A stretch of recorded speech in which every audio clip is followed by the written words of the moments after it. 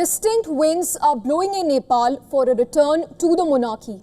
Amid a growing undercurrent of public dissatisfaction with political parties and the republic, massive protest marches in Kathmandu mark an emerging collision course between pro-royal family and anti-monarchy voices. And this comes exactly 24 years after the shocking palace massacre that virtually wiped out Nepal's royal family. Here's a deep dive into what's been happening in Nepal.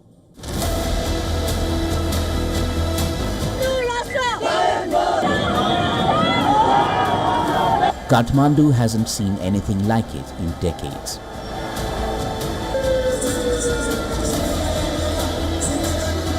Tens of thousands of people demanding that the abolished monarchy be restored.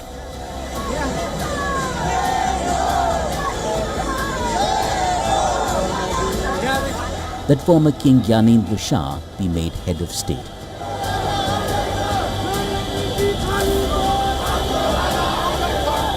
Noises that began in March with the Rashtriya Prajatantra Party have grown manifold.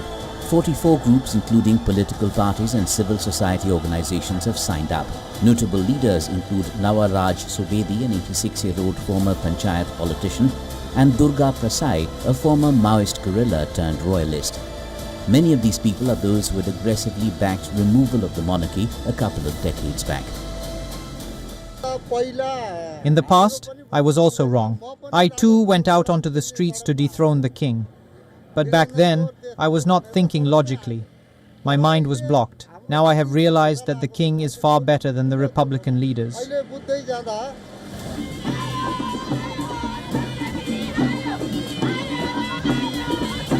That doesn't mean the other side has faded away completely. Far from it. Just a few hundred meters away from the pro-monarchy protesters, CPN-UML workers and supporters of Prime Minister KP Sharma Oli had gathered to celebrate Republic Day. Hundreds of riot police ensured that the two groups were kept apart, as the non-monarchists insisted that this was a mere flash-in-the-pan protest.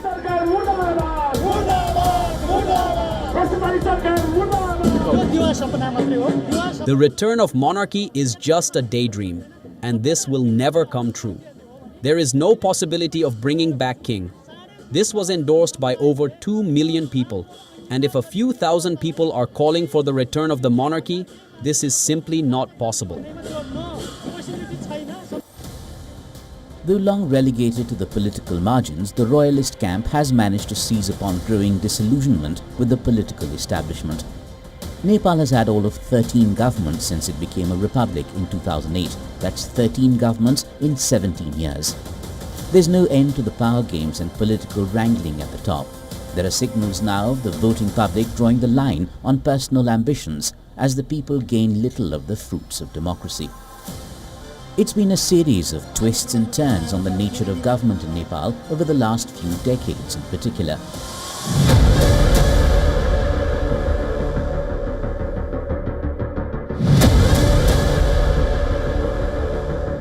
Nepal had been an absolute Hindu monarchy for 240 years.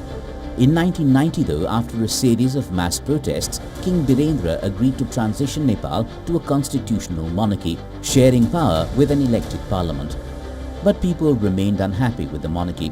The mid-1990s also saw the rise of the Maoist insurgency in Nepal. One of its leaders, Prachanda, went on to be Prime Minister.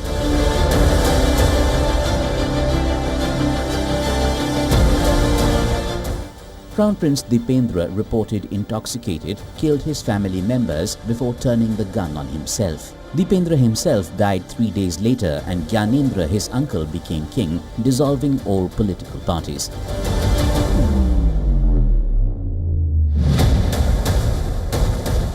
Gyanendra imposed a state of emergency in 2005 to take control of the government. 7 political parties joined hands. Protests erupting demanded a complete end to the monarchy. Gyanendra bowed to pressure and reinstated parliament in 2007, and in 2008 the newly elected Constituent Assembly voted to abolish the monarchy. Nepal became a federal democratic republic. 17 years on, alongside a visible support for return of the monarchy, the political leadership rubbishes the idea, firmly calling monarchy a thing of the past in Nepal. But there's no refusing the fact that the winds are blowing, and stronger than when they first started in March. 17 years of political instability and corruption in Nepal are having their say. Is there another big twist coming?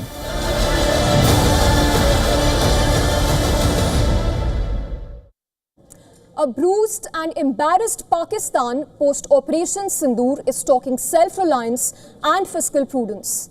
Prime Minister Shehbaz Sharif speaks of moving away from the metaphorical quote-unquote begging bowl. Ambitious infrastructure projects stand scrapped due to cited financial constraints as a massive debt burden takes center stage.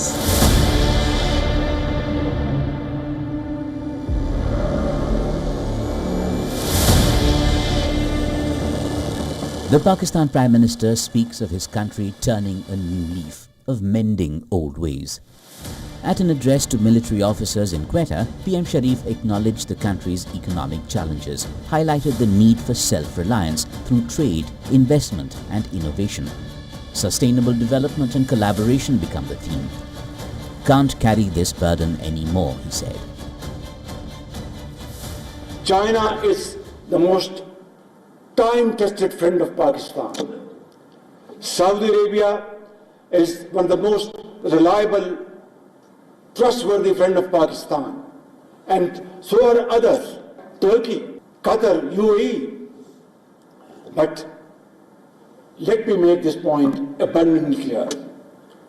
They expect us now to engage them in trade, in commerce, innovation, research and development, education, health, investments, and profitable ventures, mutually beneficial. And they no more expect that we go there with a begging bowl. And I am the last person, along with Field Marshal Saeed Asim Munir, to carry this burden anymore on my shoulder, because it ultimately translates on the shoulders of this great nation. This comes incidentally days after the International Monetary Fund cleared a loan package of over $2.3 billion for Pakistan. India had objected to the grant, accusing Pakistan of using such funds to support terrorism. Pakistan has sought IMF support 25 times since 1958. The natural resources, human resources, Allah Almighty has blessed us with, we must make full use of it and deploy them for these very profitable ventures.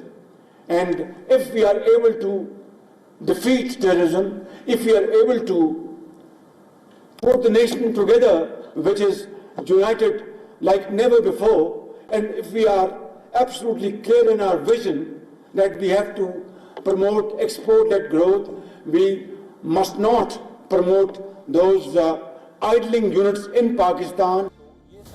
And then a couple of days later, this. Minister Ehsan Iqbal says at a coordination committee meeting that debt-ridden Pakistan will be scrapping 118 projects worth some 1,000 billion Pak rupees to pay back debts. As he points out a consistent decline in the national development budget and a failure to meet basic needs. As per latest figures released, Pakistan's external debt reached $131.1 billion in December 2024, compared with $133.7 billion in the previous quarter. China is the single biggest international lender at 19%, IMF 8.3%. The World Bank lent 14%. Short-term loans, multilateral and bilateral loans came from Saudi Arabia, UAE, Turkey, Azerbaijan and others. The silver lining is that Pakistan is talking about desperately needed fiscal repair. There's an admission that things are far from well, though whether there's an actual realization and will to do anything about it remains a different ballgame. Now, Afghanistan is in the grip of a severe hunger crisis, with nearly one-third of its population, that's nearly 15 million people, facing severe food insecurity. In fact, a United Nations report has put the country as one step away from famine. United States aid cuts, economic collapse and climate disasters have added to woes. Aman, aman, aman.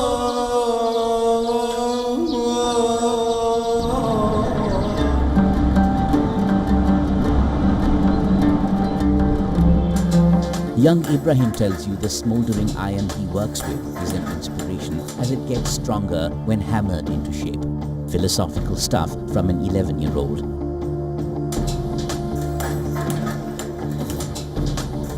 That's childhood for you in Afghanistan today. School and carefree fun time are non-existent.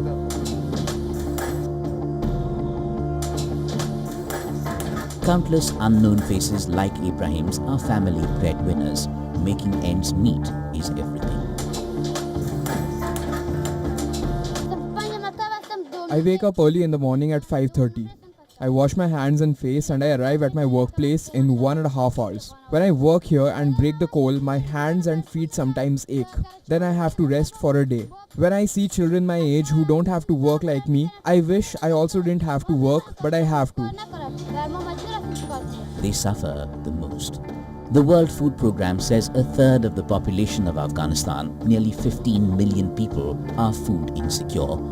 This includes over 3 million people with emergency levels of hunger, just one step below famine conditions. 3.5 million girls and boys under 5 are expected to be malnourished this year. That's 500,000 more than last year, the sharpest rise in malnutrition ever recorded. 1.15 million pregnant and breastfeeding women are projected to suffer from acute malnutrition in 2025. US aid drying up and funding shortages means the World Food Programme has reduced support, now reaching only 6 million people a month, down from 10 million in 2023.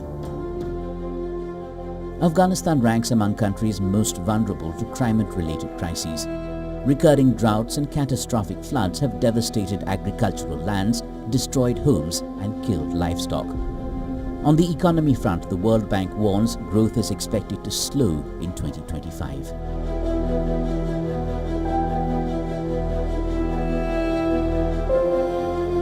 From Gaza to Sudan, Afghanistan, Syria, Ukraine and beyond, American funding directly supports people living through wars, famines and disasters, providing essential health care, shelter, water, food and education, and the list goes on. I can only hope that these decisions can be reversed based on more careful reviews. High unemployment and rampant inflation have eroded household purchasing power. 4 decades of war, an unending string of crises, and a leadership still far from acceptable to the Committee of Nations take their toll.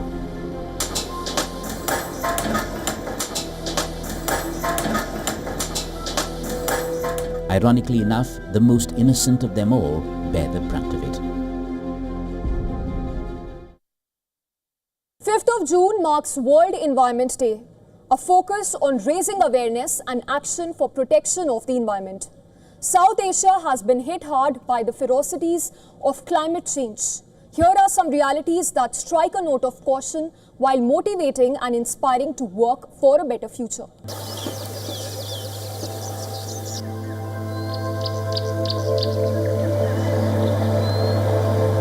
The Himalayan glaciers, critical source of water to nearly 2 billion people, are melting faster than ever.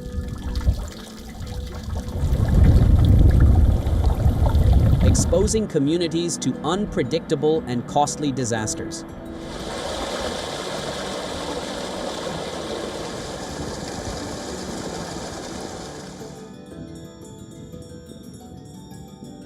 The Himalayan nation of Nepal is at the front lines of the impacts of temperature rise despite minimal emissions.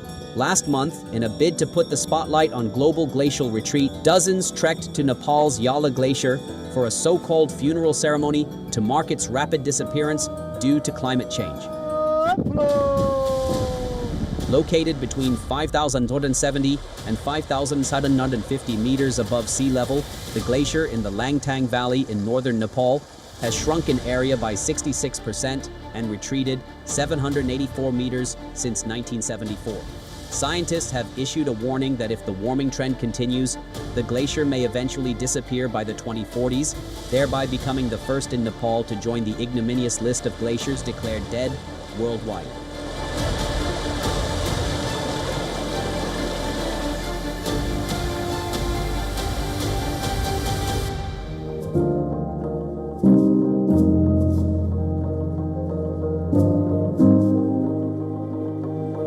Now, let's take you to Sri Lanka, where soil salinity has become a major issue. It has pushed the food security of the island nation under threat.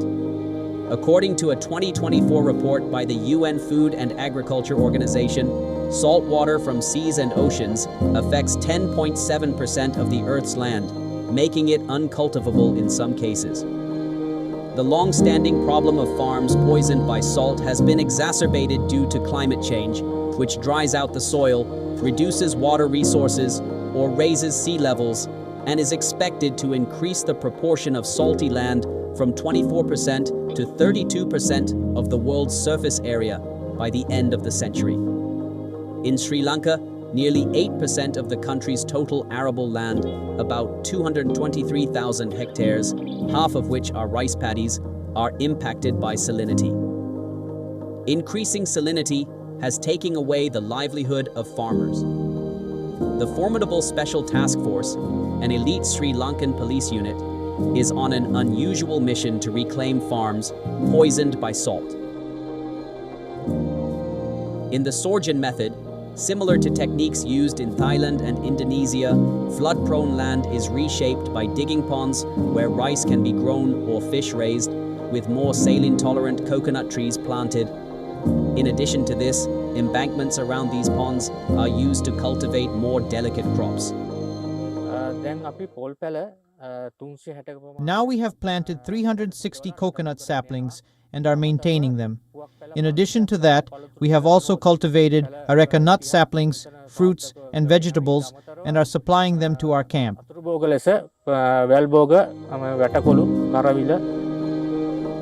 This pilot project can prove to be a game changer for Sri Lankan farmers.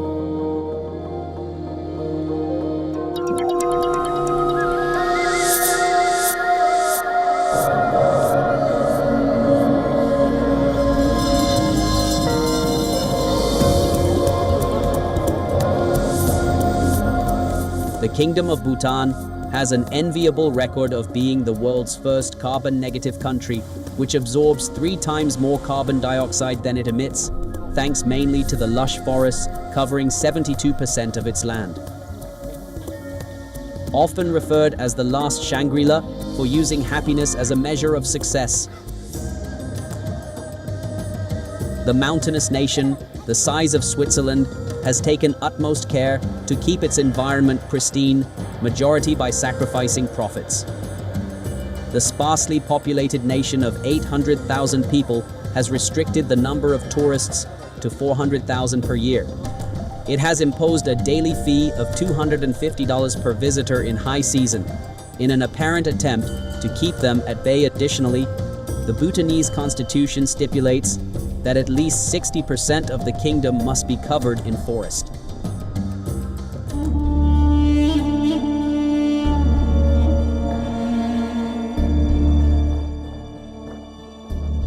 And then there is Afghanistan, which is the 6th most climate vulnerable country globally, according to the World Bank. The country is highly vulnerable to intense and recurring natural hazards, which will only be exacerbated by climate change. Afghanistan's population is caught between vicious cycle of floods, droughts, cold and heat waves, and food insecurity. More than 50% of Afghanistan's population is affected by severe drought conditions. The United Nations Office for the Coordination of Humanitarian Affairs stated that the climate crisis has intensified humanitarian needs in Afghanistan. There is no doubt that the climate change crisis in Afghanistan requires special attention. In news from India, heavy rains have triggered widespread flooding in northeastern states. Landslides and flash floods caused by days of torrential monsoon rains have affected over 800,000 people. Authorities are urging residents in vulnerable areas to remain alert and follow safety advisories as efforts continue to manage the crisis.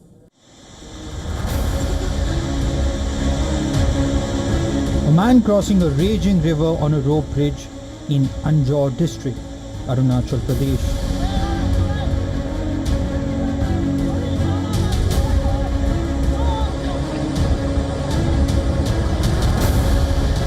Rapid water current in Sikkim's swollen Teesta River damages a bridge.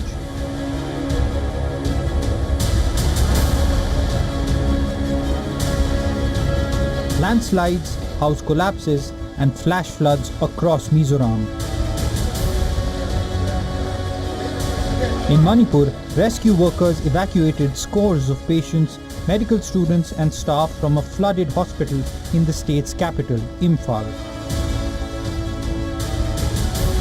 And more than 600,000 people have been affected by the incessant rains in Assam.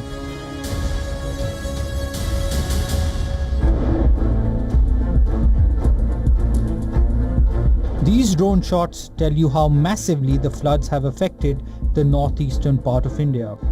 Incessant rains from last week led to overflowing of rivers, which breached the embankments and flooded the surrounding areas.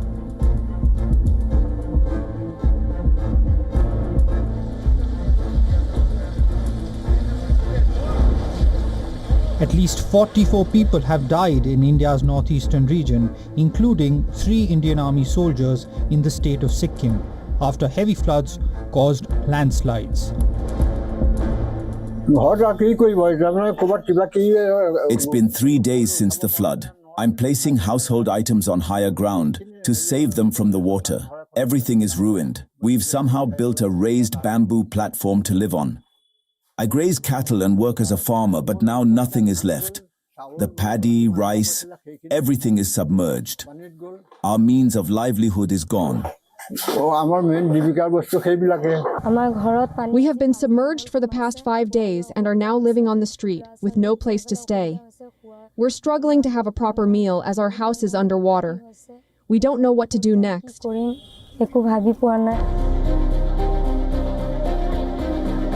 Indian Prime Minister Narendra Modi took stock of the flood and landslide situation in the region and has assured full support for relief and rehabilitation efforts.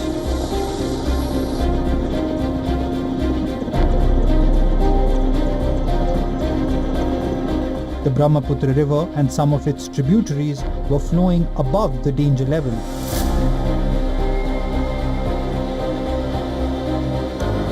The Indian Meteorological Department has forecast more heavy rains in the region in the coming days.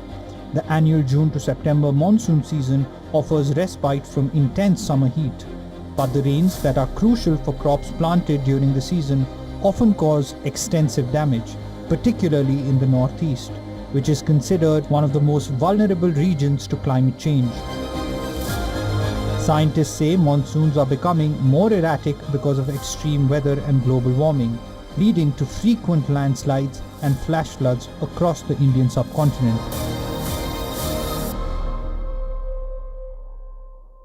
The holy relics of Lord Buddha returned to India after a month-long exposition tour across Vietnam. As we wrap up the show, take a look at these visuals. I'm Samiksha Srivastava and I will see you next week.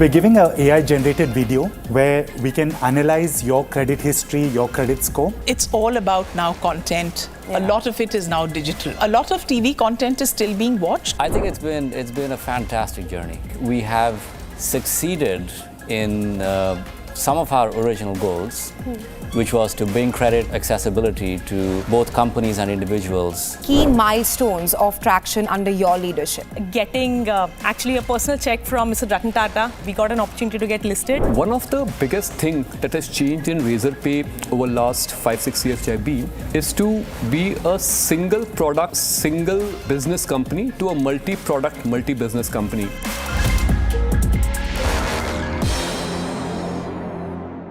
WION, India's global voice, the channel that brings you the biggest stories from across the world through India's lens. Now available in more than 190 countries worldwide. Because we believe that the world is one. Watch us in Africa, Europe, USA and Canada, South America, Asia Pacific, Middle East and North African regions. Also available on these digital platforms across the world. WION, world is one. WION Health Resort is unique, the only one of its kind. Experience the 4 paths of natural wellness: yoga, Ayurveda, acupuncture, and naturopathy.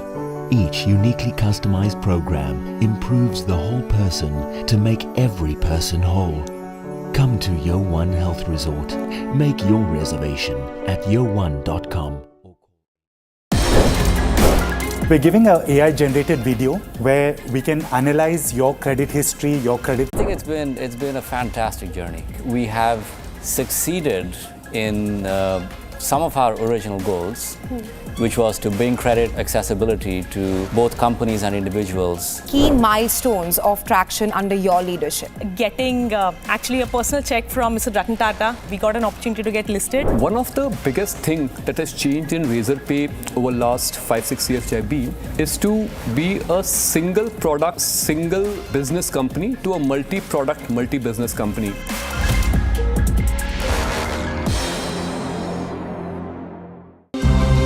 To bring the benefits of the Subhash Chandra Show to your educational institution, teachers and students, send an invitation to Juhi Jha at juhi@such.org.in.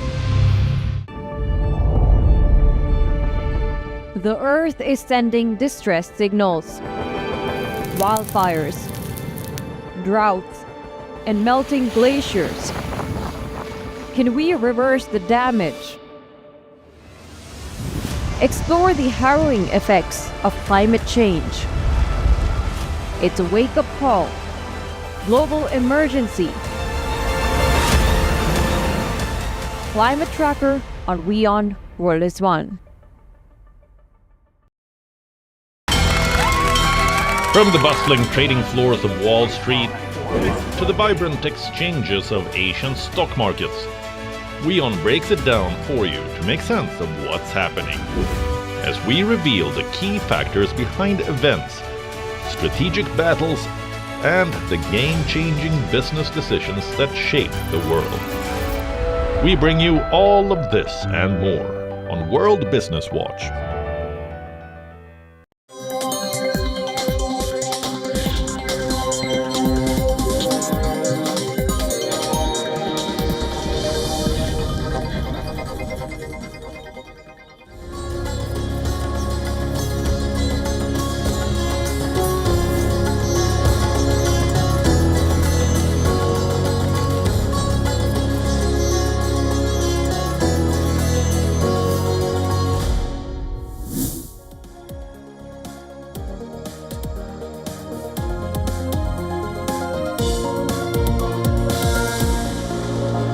Hello and welcome. You're watching Race to Power with me, Raisha Sehgal.